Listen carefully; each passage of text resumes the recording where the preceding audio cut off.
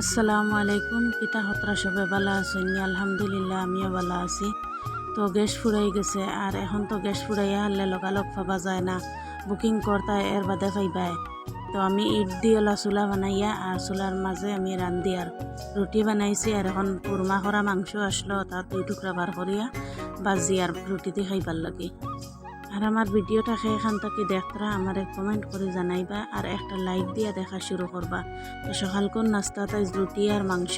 জীবনে কোনটা করতে হইলে শুরুর থাকিন বড় কিচ্ছু আমরা পাই না, হরুর থাকিন আমরা বড় হই।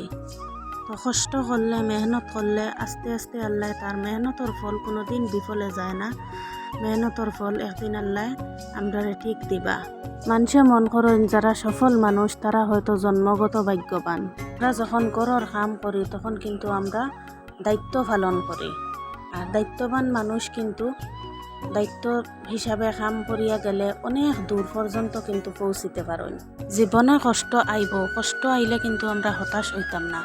আজ যে সরু কাম করিয়ার ও কামকো একদিন বড় ইয়া আমরারে সাফল্য আনি দিব, আমরা সফল হইতে পারবো ও কামটাকে।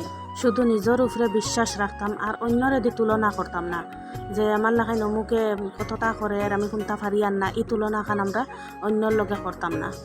প্রত্যেক দিন কিন্তু একটু একটু করে উন্নতি করার চেষ্টা করতাম, আমরা আগুয়া যাইবার চেষ্টা করতাম। একদিন দেখবা যে আগত থেকে অনেক বালা অবস্থান পৌঁছে গেছে।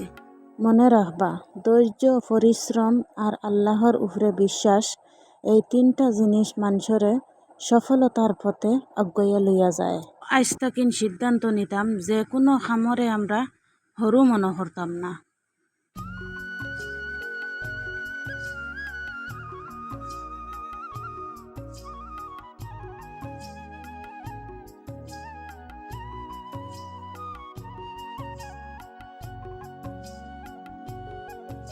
জোর স্বপ্নর লাগি প্রত্যেক দিন চেষ্টা করতাম, আর পরিশ্রমর বাদে, কষ্টর বাদে একদিন সফলতা আইয়া আমরা দরজার সামনে দাঁড়াইব ইনশাআল্লাহ। তো ভিডিও ভালো লাগলে লাইক, শেয়ার, সাবস্ক্রাইব করতে পারিবা না। আপনারা সুন্দর মতামত আমারে জানাইবা, আর ও ভিডিওত কোনো রেসপন্স পাইলে আমি নেক্সট ভিডিও বানাইতে ভালো লাগবো ইনশাআল্লাহ। ভিডিও বানাইমু আরও, চেষ্টা তো করা লাগবো, কষ্ট করা লাগবো। তো আজকের ভিডিও তখনও আসলো।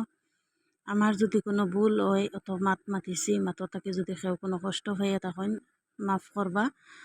আর আম ভর্তা খাইয়ার, আর আম ভর্তা খাইয়া আজকের ভিডিও শেষ করিয়ার, দেখা হইব নেক্সট ভিডিওত। আসসালামু আলাইকুম।